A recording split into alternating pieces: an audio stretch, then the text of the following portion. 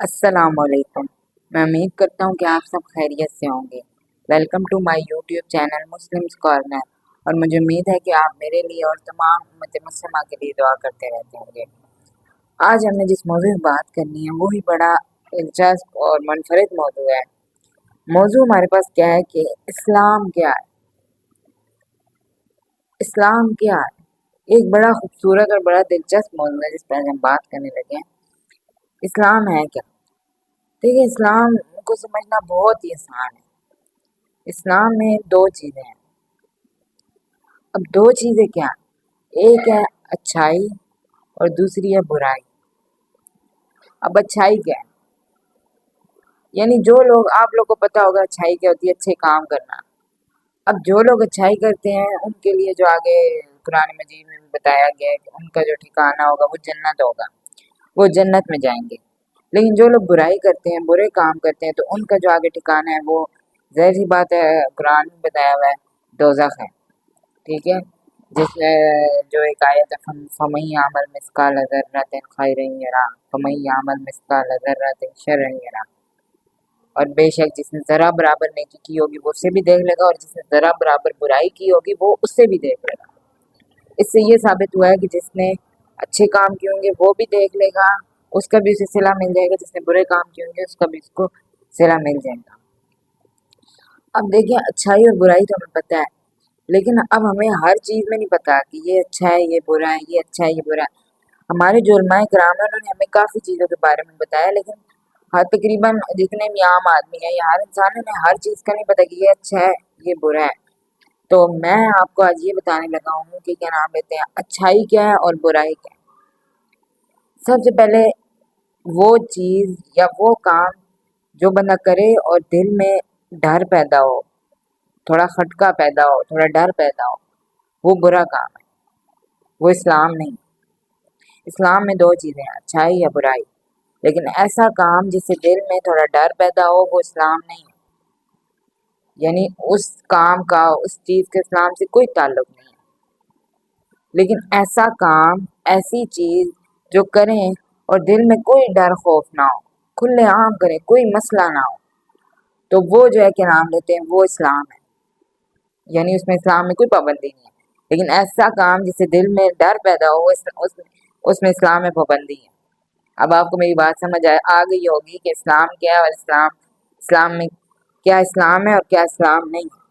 وہ چیز جس سے ڈر پیدا ہو وہ اسلام نہیں ہے، لیکن وہ کام، وہ چیز جو کریں اس میں ڈر کوئی پیدا نہ ہو تو وہ اسلام ہے۔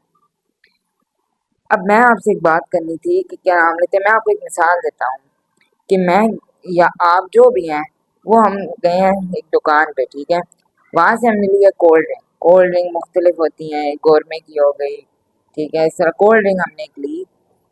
اب کیا نام لیتے ہیں، ہم نے وہ کولڈ ڈرنک جیسی ہی لی تو ہم نے کیا نام لیتے ہیں اسے دکاندار کو پیسے دیے، اور وہ کولڈ ڈرنک لے کے ہم کہیں بھی پی سکتے ہیں، ہمیں کوئی ڈر شر نہیں ہوگا۔ ہم کہیں بازار میں پی لیں، گھر آ کے پی لیں، محلے میں پی لیں، کہیں اس دکان کے باہر پی لیں، دکان میں بیٹھ کے پی لیں، یا کہیں کسی اور دکان پہ گئے ادھر جا کے پی لیں، کہیں آپ اسکول میں پی لیں، اس پہ کوئی پابندی نہیں ہے۔ کہیں کالج میں پڑھیں، کالج میں جا کے پی لیں، یا پھر آپ کالج کی کینٹین سے لیتے ہیں پیسے تو آپ کو کوئی ڈر خوف نہیں ہے۔ لیکن اگر آپ نے وہ ایک ظاہر سی بات ہے جو ڈرنک ہے وہ ایک مشروب ہے، ایک شربت ہے، آپ کو کوئی ڈر خوف نہیں ہوگا۔ لیکن میں آپ سے پوچھتا ہوں کہ اگر آپ نے کیا نام لیتے ہیں ایک الکوہل لینا ہے، آپ نے شراب لینی ہے، جب آپ شراب لیں گے پہلے آپ بندہ ڈھونڈیں گے کدھر سے شراب لینی ہے۔ ڈرنک یہ جو آپ جو پیپسی وغیرہ پیتے ہیں یا کولڈ ڈرنک پیتے ہیں، اس کے لیے تو آپ کو کیا نام لیتے ہیں بندے ڈھونڈنے کی ضرورت ہی نہیں ہے، اتنی دکانیں ہیں کہیں سے بھی لے سکتے ہیں۔ لیکن جب آپ نے شراب لینی ہے تو آپ کو بندے ڈھونڈنے پڑیں گے کہ کون شراب بیچتے ہیں۔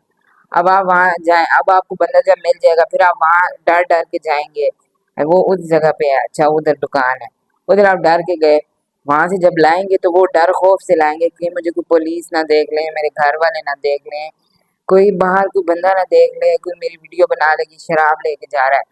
پھر آپ لائیں گے اور پھر اس کو کہیں دور دراز علاقے میں جا کے پئیں گے، وہ بھی ڈر ڈر کے پئیں گے، کہیں گھر میں کسی کمرے میں یا کسی اور جگہ میں، کہیں کھیت میں، کہیں چھپ چھپا کے کہیں کسی پلاٹ میں پئیں گے اور ڈر خوف سے آپ پئیں گے۔